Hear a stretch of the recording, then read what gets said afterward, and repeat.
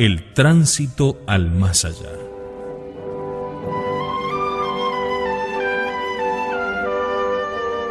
Planteábamos ayer, en el primer día de esta serie de conferencias cuaresmales, el problema de los destinos eternos del hombre, y demostrábamos la existencia del más allá a la luz de la simple razón natural y sobre todo a la luz sobrenatural de la fe, apoyada directamente en la palabra de Dios, que no puede engañarse ni engañarnos.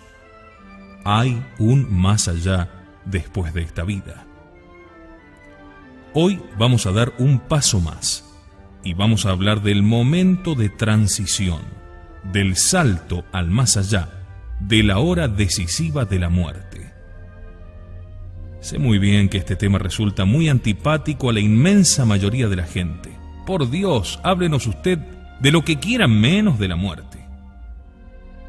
La muerte es una cosa muy triste, dicen otros, y desagradable. Háblenos de cualquier otra cosa, pero deje ese asunto tan trágico de lado.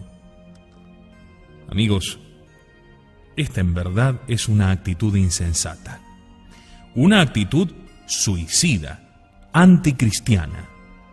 Si dejando de pensar en la muerte pudiéramos alejarla de nosotros, pero vendrá, sin falta, en aquel momento en que Dios nuestro Señor haya fijado para nosotros desde toda la eternidad su paso. Tanto si pensamos en ella como si dejamos de pensar. Y como resulta que ese momento es el más importante de nuestra existencia, porque es el momento decisivo, del cual depende nada menos que nuestra eternidad, vale la pena dejar a un lado sentimentalismos absurdos y plantearse con seriedad este tremendo problema de la transición al más allá.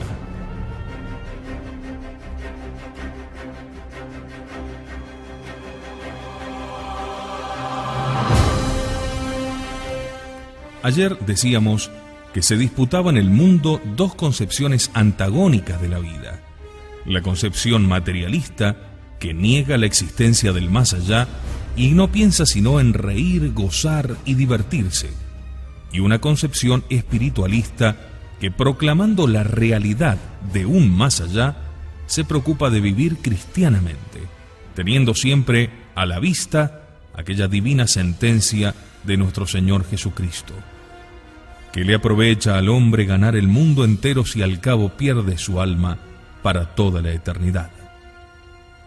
Pues así como hay dos concepciones de la vida, también hay dos concepciones de la muerte: la concepción pagana, la concepción materialista, que ve en ella el término de la vida, la destrucción de la existencia humana, la que por boca de un gran orador pagano, Cicerón, ha podido decir: la muerte es la cosa más terrible entre las cosas terribles. Y por el otro lado, la concepción cristiana, que considera a la muerte como un simple tránsito a la inmortalidad. Porque, señores, a despecho de la propia palabra, aunque parezca una paradoja y una contradicción, la muerte no es más que el tránsito a la inmortalidad. Qué bien lo comprendió nuestra incomparable Teresa cuando decía: ven, muerte tan escondida, que no te sienta venir, porque el gozo de morir no me vuelva a dar la vida. Amigos, hoy tengo la pretensión de presentaros una visión simpática y atractiva de la muerte. La muerte para el pagano es la cosa más terrible entre todas las cosas terribles. Claro, tenía razón Cicerón. Mas para el cristiano es el tránsito a la inmortalidad, la entrada en la vida verdadera. Es que contemplada con ojos cristianos, la muerte no es una cosa trágica, no es una cosa terrible, sino todo lo contrario, algo muy dulce y atractivo, porque representa el final del destierro y la entrada en la verdadera patria. Veamos en primer lugar las características generales de este gran fenómeno de la muerte, son tres, principalmente: ciertísima en su venida, insegura en sus circunstancias y única en la vida. Comentemos esto un poquito. Ante todo, es ciertísima en su venida. La historia de la filosofía coincide con la historia de las aberraciones humanas. ¿Cuántos absurdos se han llegado a decir en el mundo en nombre de la ciencia y de la filosofía? Y sin embargo, está todavía por nacer un hombre tan insensato que se haya forjado la ilusión de que él no morirá. No ha habido ningún hombre tan estúpido que haya lanzado la siguiente afirmación: yo viviré eternamente sobre la tierra y no moriré jamás. Pero si lo estamos viendo todos los días. La muerte es un fenómeno que diariamente contemplamos con los ojos y tocamos con las manos. Cuando vamos al cementerio, estamos plenamente convencidos de la verdad de aquella inscripción que leemos en cualquiera de las losas funerarias: Odie mihi, cras tibi. Hoy me toca a mí, mañana te tocará a ti. Lo estamos viendo todos los días. No solamente los ancianos o los enfermos decrépitos, hasta los jóvenes se mueren con frecuencia en la plenitud de su juventud, en la primavera de su vida. Nadie puede hacerse ilusiones. Amigos, nadie se escapará de la muerte. No vale alegar argumentos, es inútil invocar ante ella el cargo o la posición social. No les aprovechó para nada la tiara a los papas, ni el cetro a los reyes o emperadores, ni el poder a Napoleón o Alejandro Magno, ni la riqueza a Creso, ni la sabiduría a Salomón. Todos rindieron tributo a la muerte. San Pablo decía: quotidie morior, todos los días muero un poco. Él se refería al desgaste que experimentaba por el celo y solicitud de las iglesias encomendadas a su cuidado. Pero esto mismo podremos repetir nosotros en cualquier momento de nuestras vidas. Todos los días morimos un poco. Los sufrimientos, las enfermedades, el aire que respiramos, los alimentos que ingerimos, el frío, el calor, el desgaste de la vida diaria nos van matando poco a poco. Todos los días morimos un poquito. Quotidie morior. Hasta que llegará un momento en el que moriremos del todo.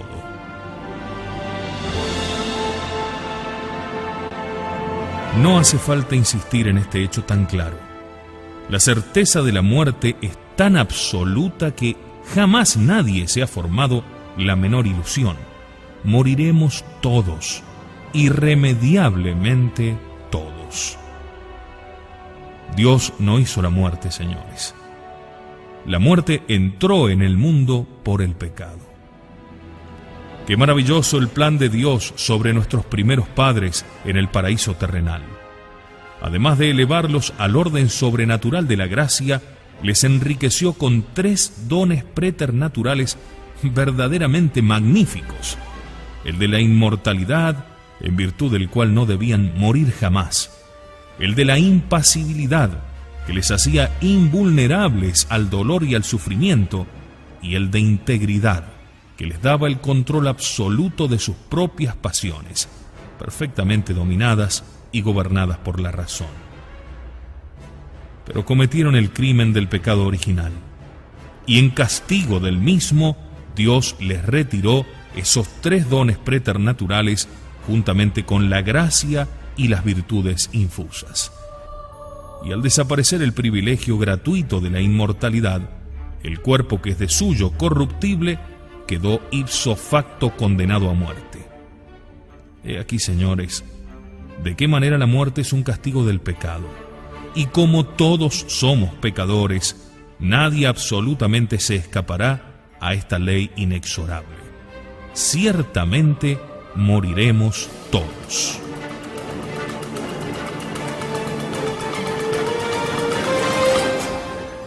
Pero si la muerte es ciertísima en su venida, es muy incierta e insegura en su hora y en sus circunstancias.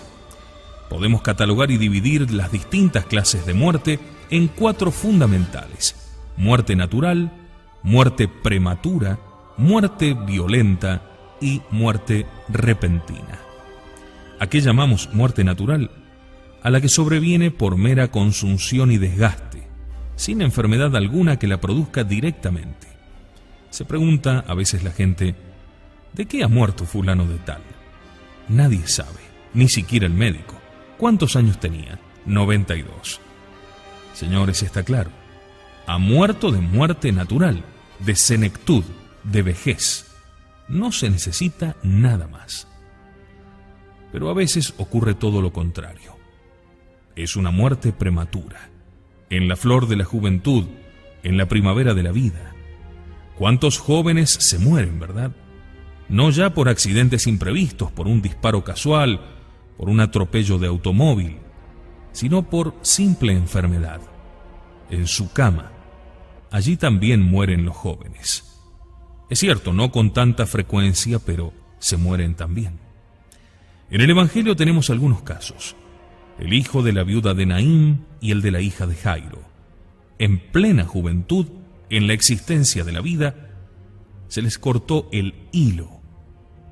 Muerte prematura.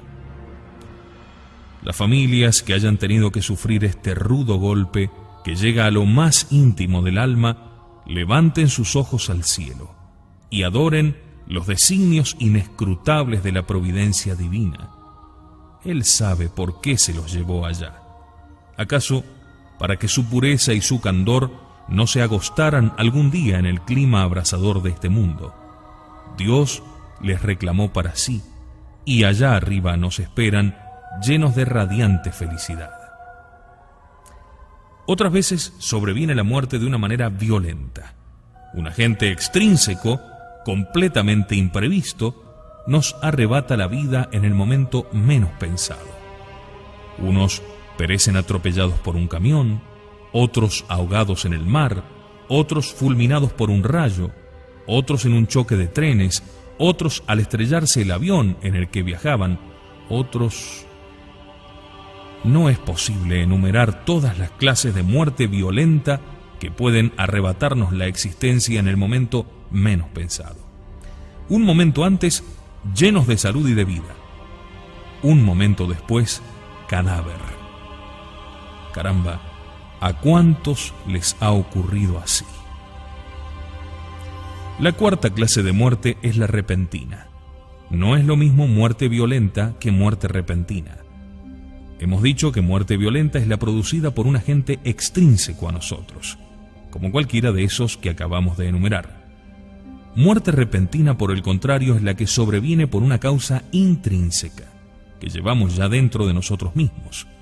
Una hemorragia cerebral, un aneurisma, un colapso cardíaco, una angina de pecho, pueden producirnos una muerte inesperada e instantánea, cuando menos lo esperamos.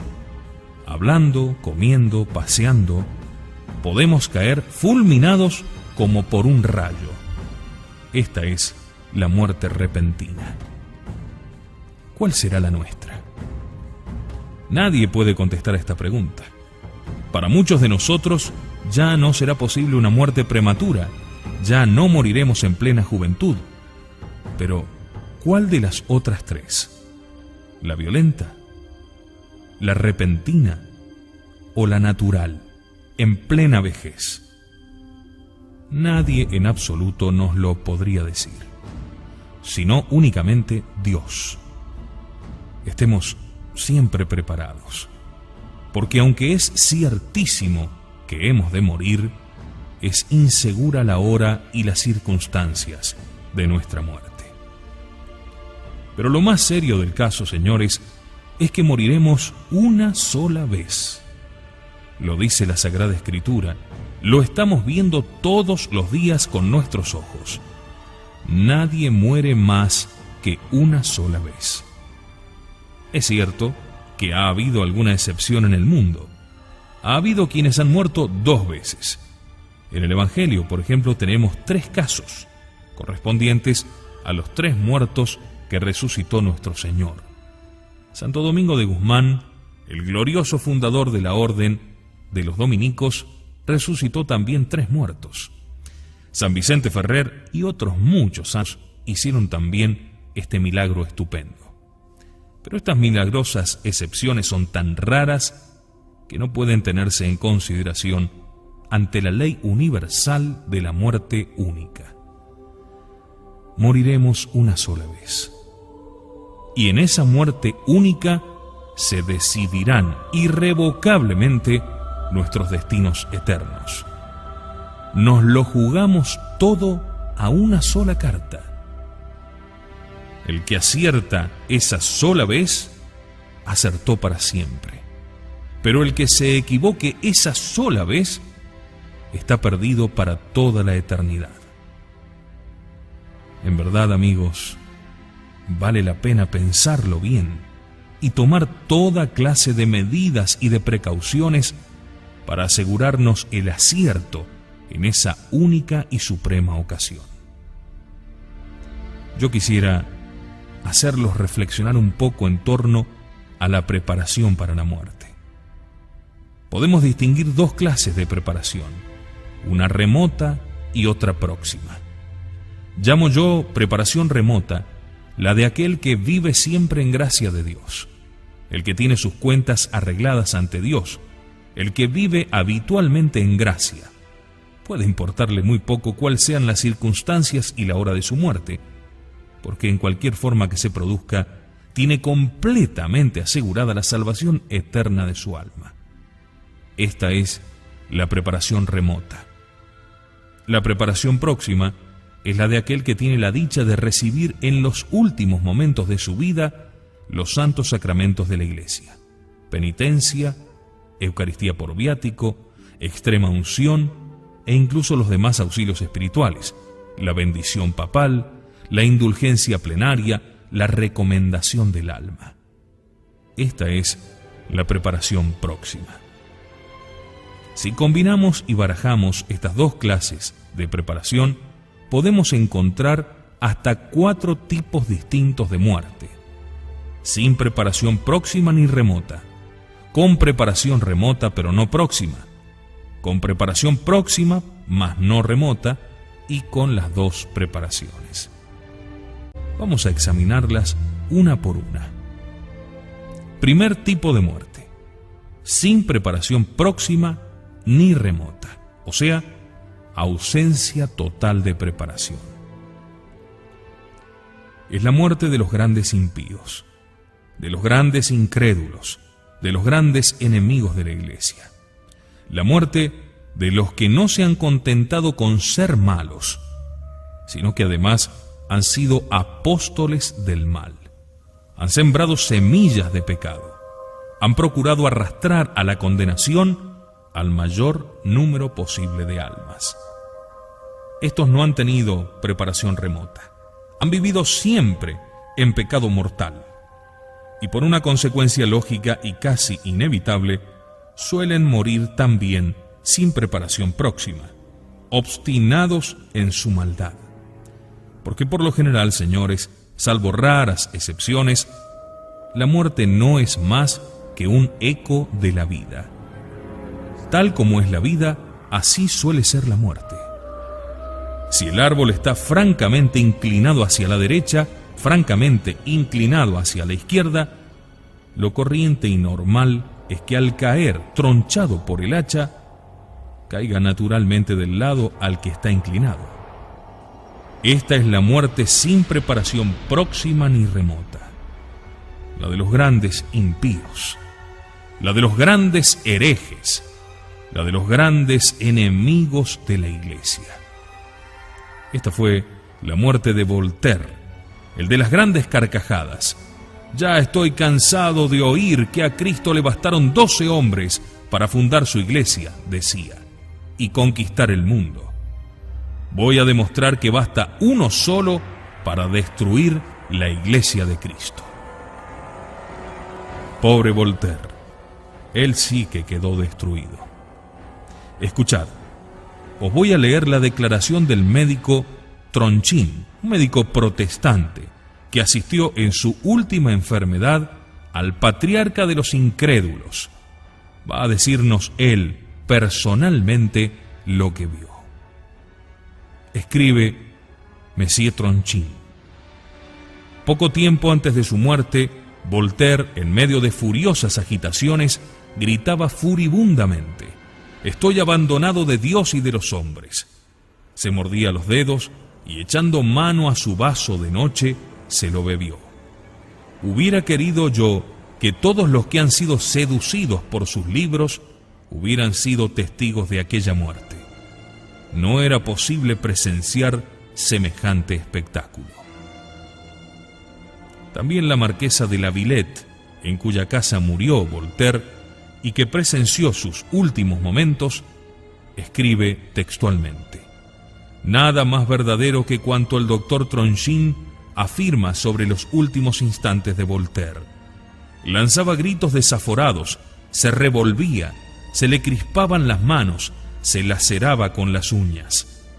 Pocos minutos antes de expirar, llamó el abate Gautier. Varias veces quiso que hicieran venir a un ministro de Jesucristo Voltaire. Los amigos de él que estaban en casa se opusieron bajo el temor de que la presencia de un sacerdote que recibiera el postrer suspiro de su patriarca derrumbara la obra de su filosofía y disminuyera sus adeptos. Al acercarse el fatal momento, una redoblada desesperación se apoderó del moribundo. Gritaba diciendo que sentía una mano invisible que le arrastraba ante el tribunal de Dios. Invocaba con gritos espantosos a aquel Cristo que él había combatido durante toda su vida. Maldecía a sus compañeros de impiedad. Después deprecaba o injuriaba al cielo una vez tras otra. Finalmente, para calmar la ardiente sed que le devoraba, llevóse su vaso de noche a la boca. Lanzó un último grito y expiró entre la inmundicia y la sangre que le salía de la boca y de la nariz. Esta es la muerte, sin preparación próxima ni remota. Y conste que yo no afirmo la condenación de Voltaire. Yo no digo que esté en el infierno. La Iglesia no lo ha dicho jamás. No sabemos lo que pudo ocurrir un segundo antes de separarse el alma del cuerpo, cuando se había producido ya el fenómeno de la muerte aparente. Pero sabemos lo que pasó en los últimos momentos visibles de su vida, puesto que lo presenciaron estos testigos que acabo de citar. Si está en el infierno o no, eso no lo podemos asegurar, puesto que la Iglesia no lo ha dicho jamás. Pero qué terrible manera de comparecer ante Dios, ¿verdad? Sin preparación próxima ni remota.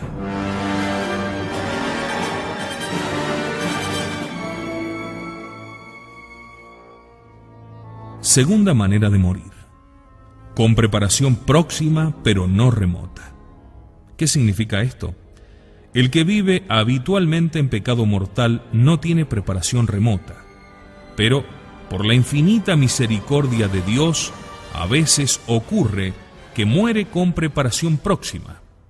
Uno que ha vivido en la impiedad, incluso que ha combatido a la Iglesia, puede ocurrir, y ocurre a veces, porque la misericordia de Dios es infinita, que a la hora de la muerte, cuando ve ante sus ojos el espantoso abismo en el que se va a sumergir para toda la eternidad, movido por la divina gracia, se vuelve a Dios con un sincero y auténtico arrepentimiento que le vale la salvación eterna de su alma. Puede ocurrir, y ha ocurrido de hecho muchas veces, por la bondad infinita de Dios. Pero pobre del que confíe en eso para vivir mientras tanto tranquilamente en pecado. Pobre de él, porque ese tal trata de burlarse de Dios. Y el apóstol San Pablo nos advierte expresamente que Deus non irridetur, de Dios nadie se ríe. El que ha vivido mal por irreflexión, por atolondramiento o ligereza, puede ser que a la hora de la muerte Dios tenga compasión de él y le dé la gracia del arrepentimiento.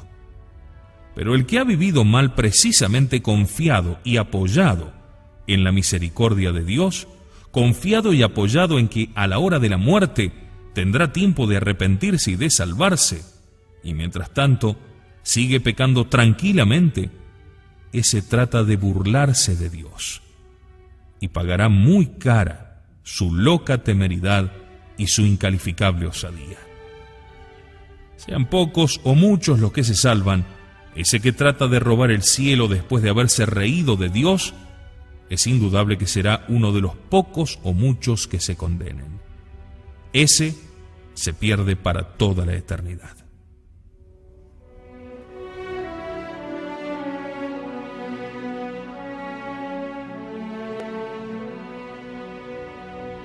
Tercera manera de morir: con preparación remota, pero no próxima.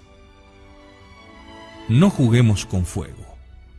Tengamos al menos la preparación remota, por si acaso Dios no nos concede la preparación próxima. Con la preparación remota tenemos asegurada la salvación del alma, y para eso basta con que vivamos sencillamente en gracia de Dios. Si vivimos siempre en gracia de Dios, si en cualquier momento de nuestra vida tenemos bien ajustadas nuestras cuentas con Dios, si tenemos ese tesoro infinito que se llama la gracia santificante, nos puede importar muy poco la manera, el modo y las circunstancias de nuestra muerte.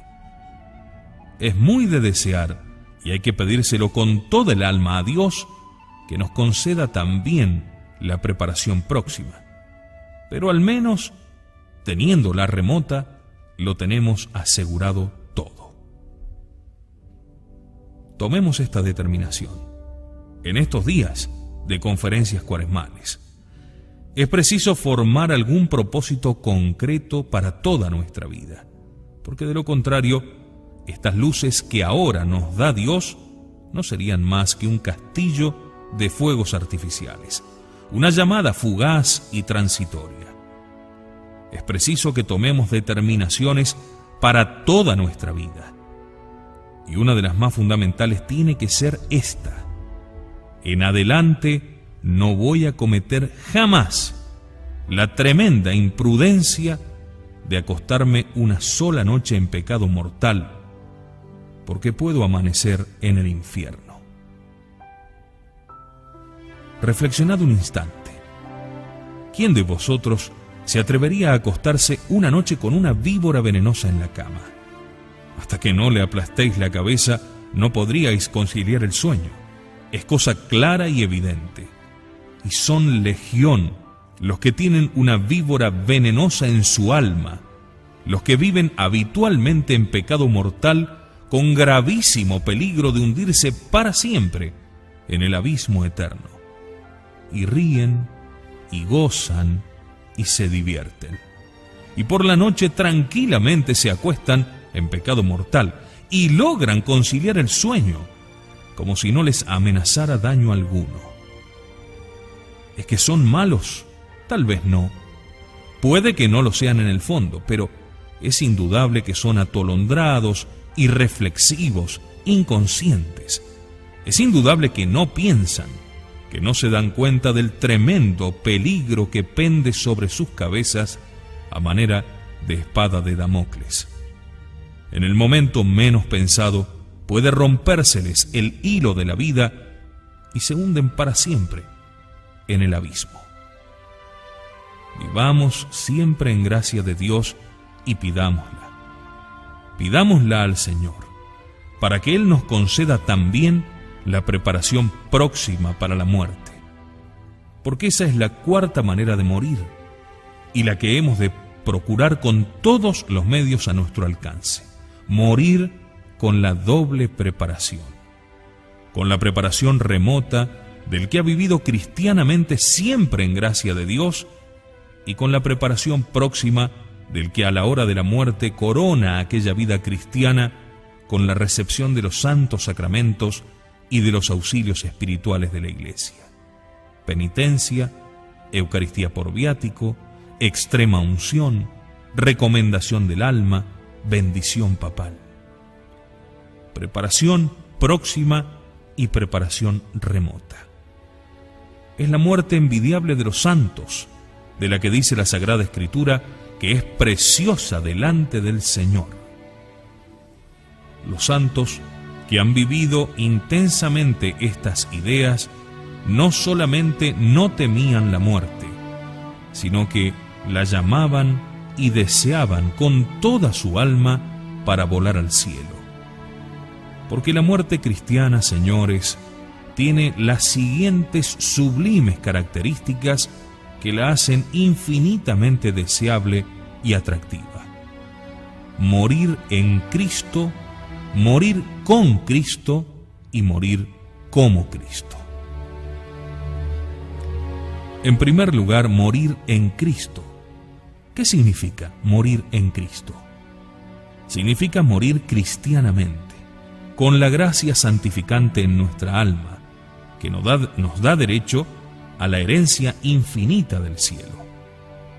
Qué burla y qué sarcasmo, señores, cuando en los grandes cementerios de las modernas ciudades se ponen sobre las tumbas de los grandes impíos aquellos epitafios rimbombantes.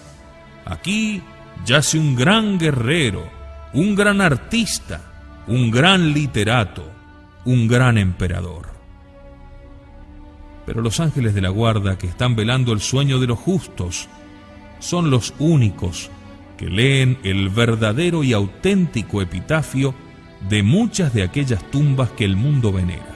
Dice así: aquí yace un condenado para toda la eternidad. Ojalá que a cada uno de nosotros se nos pueda poner este sencillo epitafio, pero auténtico, que refleje la verdad. Murió cristianamente, con la gracia de Dios en su corazón. Y que los mundanos se lleven esos mausoleos espléndidos, las flores que para nada sirven, los homenajes póstumos que nada remedian, las sesiones necrológicas, los ridículos minutos de silencio, que se lo lleven todo lo mundano. A nosotros nos basta con morir cristianamente, nada más. Morir cristianamente.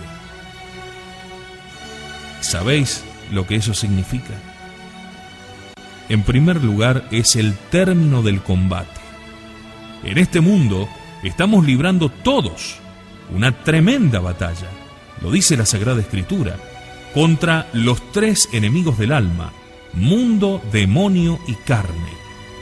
Estamos librando un combate, pero llega la hora de la muerte, y si tenemos la dicha de morir cristianamente, nos convertiremos en el soldado que termina victorioso la batalla y se ciñe para siempre el laurel de la victoria. En el labrador, que después de haber regado tantas veces la tierra con el sudor de su frente, recoge los frutos de la espléndida y ubérrima cosecha.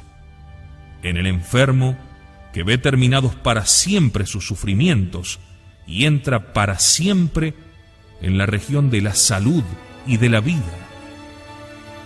Qué bien lo sabe decir la Iglesia cuando pronuncia sobre el cristiano que acaba de expirar aquella fórmula sublime: requiescat in pace, descanse en paz. En segundo lugar, la muerte cristiana es la arribada al puerto de seguridad, porque en este mundo no podemos estar seguros, absolutamente nadie, ni el soberano pontífice, ni los mismos santos mientras vivían todavía acá en la tierra. Nadie puede estar seguro de que morirá cristianamente. Dice el Concilio de Trento que a menos de una revelación especial de Dios, nadie puede saber con seguridad si se salvará o si se condenará, si recibirá de Dios el don sublime de la perseverancia final o si lo dejará de recibir. No lo podemos saber. Es un angustioso interrogante que siempre está suspendido sobre nuestras cabezas.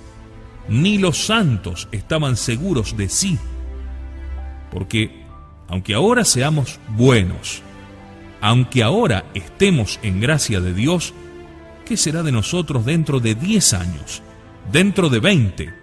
Y sobre todo, ¿qué será de nosotros en el mismo instante de nuestra muerte? Es un misterio. No lo podemos saber. Pero cuando se muere cristianamente, es el ruiseñor que rompe para siempre los hierros de su jaula y vuela jubiloso a la enramada.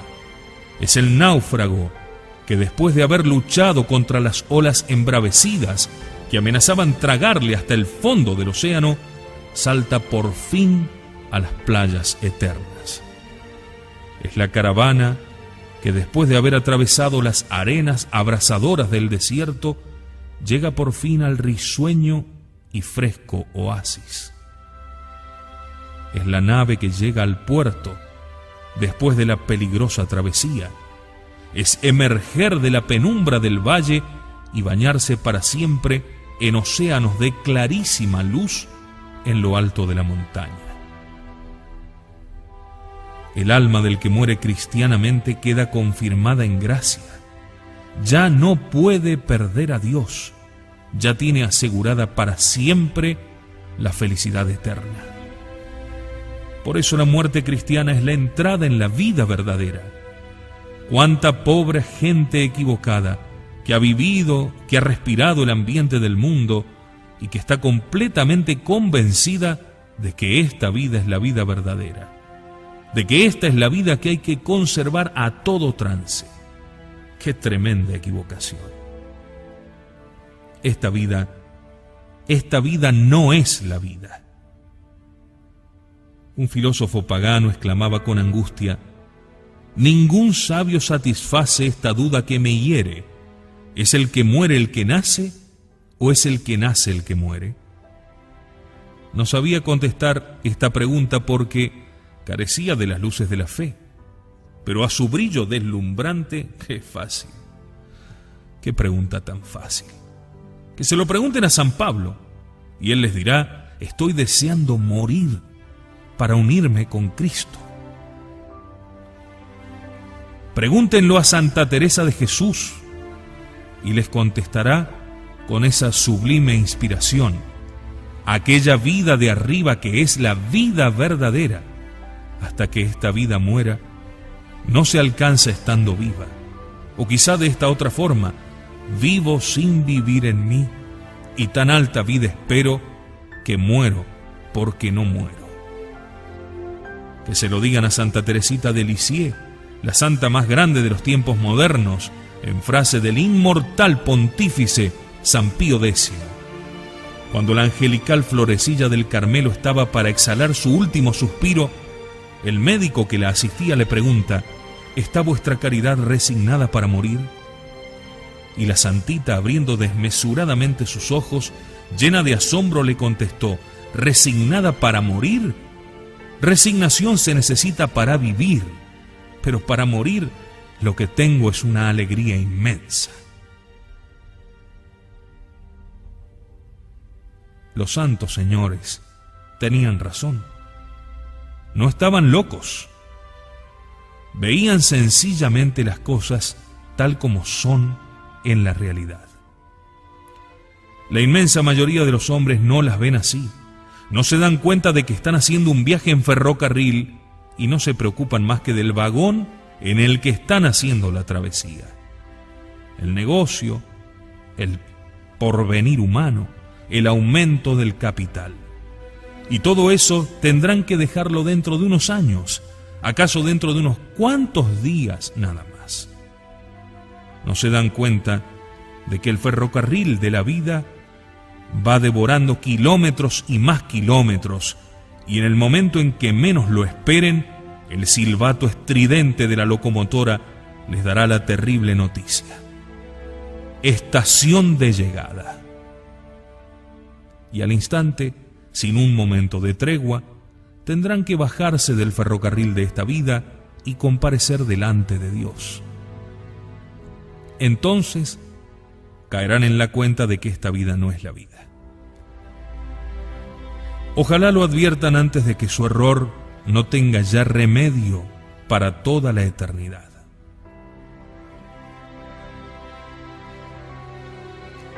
La segunda característica de la muerte cristiana es morir con Cristo.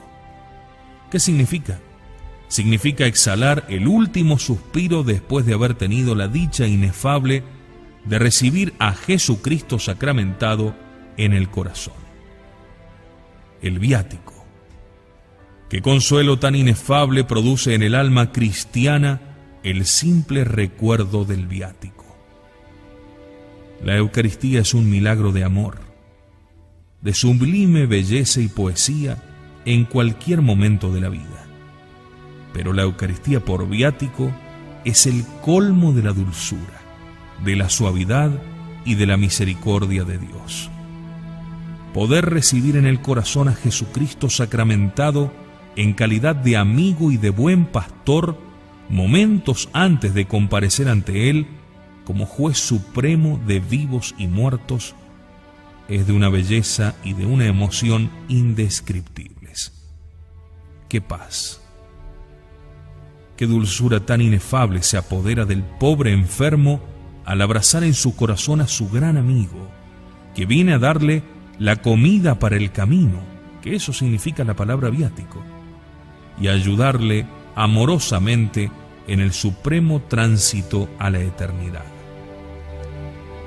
Cuando desde lo íntimo de su alma el pobre pecador le pide perdón a su Dios por última vez antes de comparecer ante Él, sin duda alguna que nuestro Señor Jesucristo, que vino a la tierra precisamente a salvar lo que había perecido y en busca de los pobres pecadores, le dará al agonizante la seguridad firmísima de que la sentencia que instantes después pronunciará sobre él será de salvación y de paz. Y que una cosa tan bella y sublime como el viático estremezca de espanto a la inmensa mayoría de los hombres, incluso entre los cristianos y devotos, es increíble. Son innumerables los crímenes a que ha dado lugar tamaña insensatez y locura. ¿Cuántos desgraciados pecadores se han precipitado para siempre en el infierno porque su familia cometió el gravísimo crimen de dejarles morir sin sacramentos por el estúpido y anticristiano pretexto de no asustarles?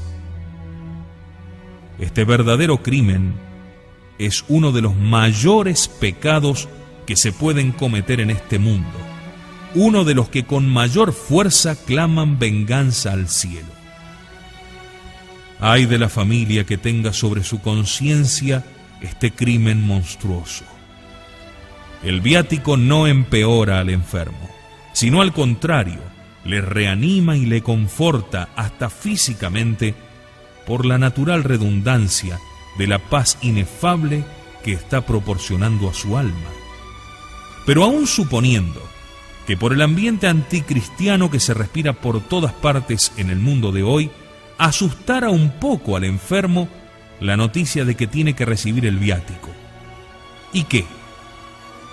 ¿No es 1000 veces preferible que vaya al cielo después de un pequeño o de un gran susto, antes que, sin susto alguno, descienda tranquilamente al infierno para toda la eternidad?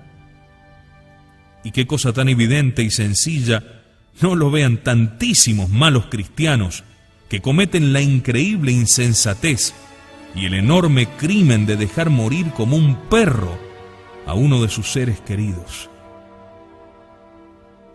Gravísima responsabilidad la suya.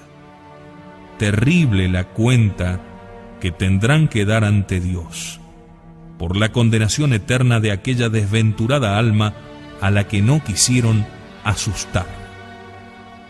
Escarmentad todos en cabeza ajena. Advertid a vuestros familiares que os avisen inmediatamente al caer enfermos de gravedad. La recepción del viático por los enfermos graves es un mandamiento de la Santa Madre Iglesia, que obliga a todos bajo pecado mortal, lo mismo que el de oír misa los domingos o cumplir el precepto pascual. Y como la mejor providencia y precaución es la que uno toma sobre sí mismo, procurad vivir siempre en gracia de Dios y llamad a un sacerdote por vuestra propia cuenta, sin esperar el aviso de vuestros familiares cuando caigáis enfermos de alguna consideración.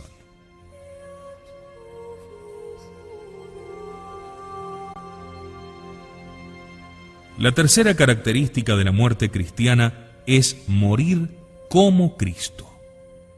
¿Cómo murió nuestro Señor Jesucristo? Mártir del cumplimiento de su deber. Había recibido de su eterno Padre la misión de predicar el Evangelio a toda criatura y de morir en lo alto de una cruz para salvar a todo el género humano. Y lo cumplió perfectamente, con maravillosa exactitud.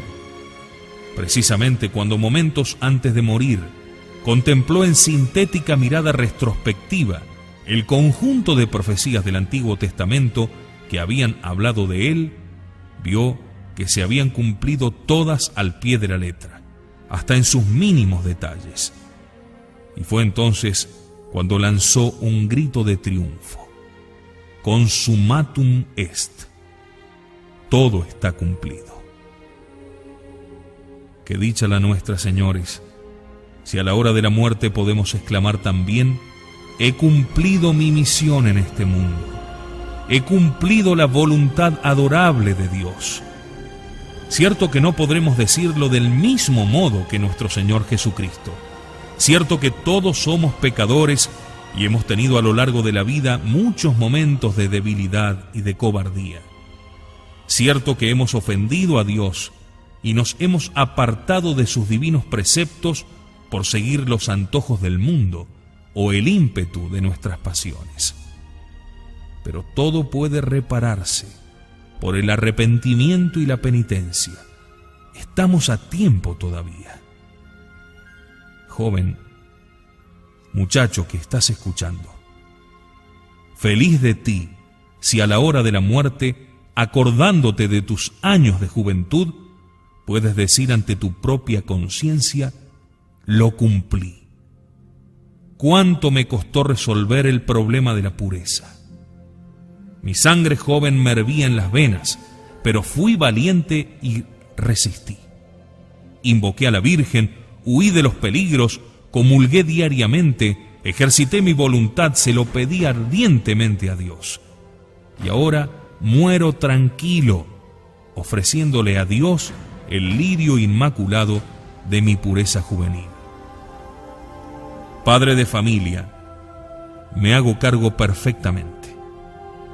Cuesta mucho el cumplimiento exacto de los deberes matrimoniales, aceptar todos los hijos que Dios mande, educarles cristianamente, guardar fidelidad inviolable al otro cónyuge, cumplir exactamente las obligaciones del propio Estado.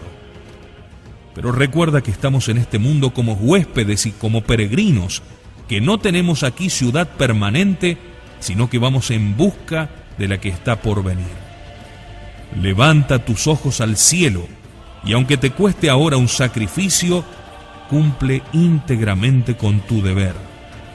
Así morirás tranquilo cuando te llegue la hora suprema.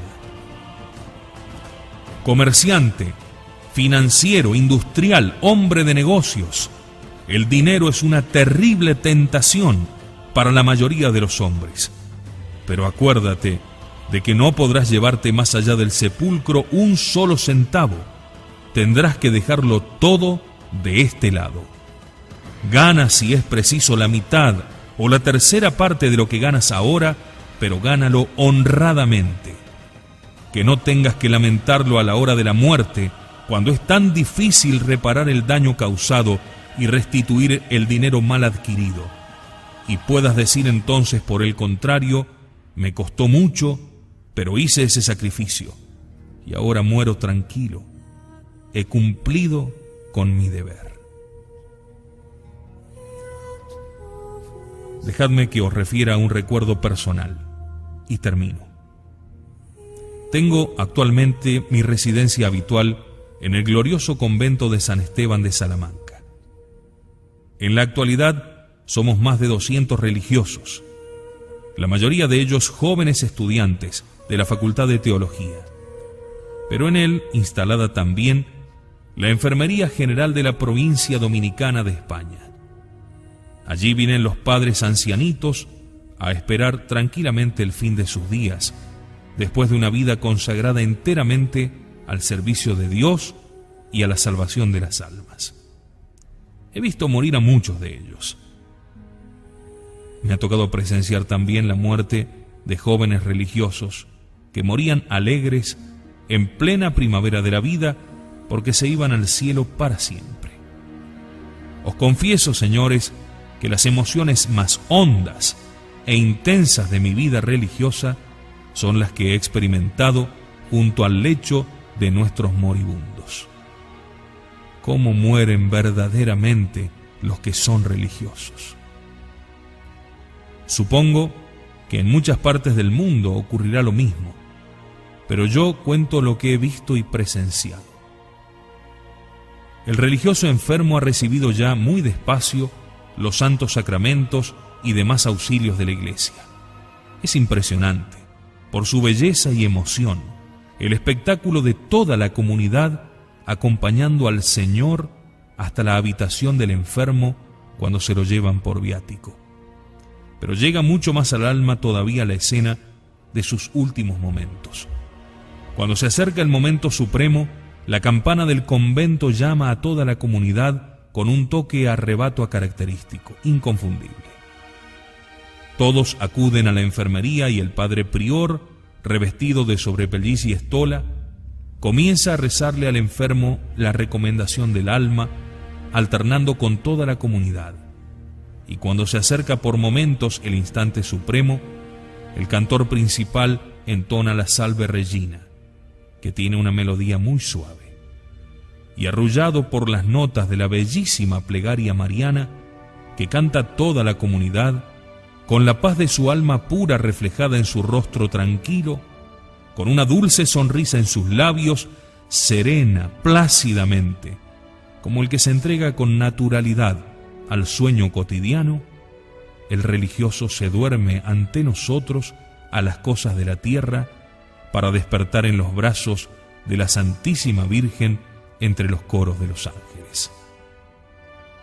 Preciosa es la muerte de los santos delante del Señor. ¿Queréis morir todos así? Os acabo de dar las normas para conseguirlo. Preparación remota, viviendo siempre en gracia de Dios, cumpliendo perfectamente los deberes de vuestro propio estado y oración ferviente a Dios, por intercesión de María, la dulce mediadora de todas las gracias, para que nos conceda también la preparación próxima, la dicha de recibir en nuestros últimos momentos los santos sacramentos de la Iglesia y de morir con serenidad y paz en el beso suavísimo del Señor. Que así sea.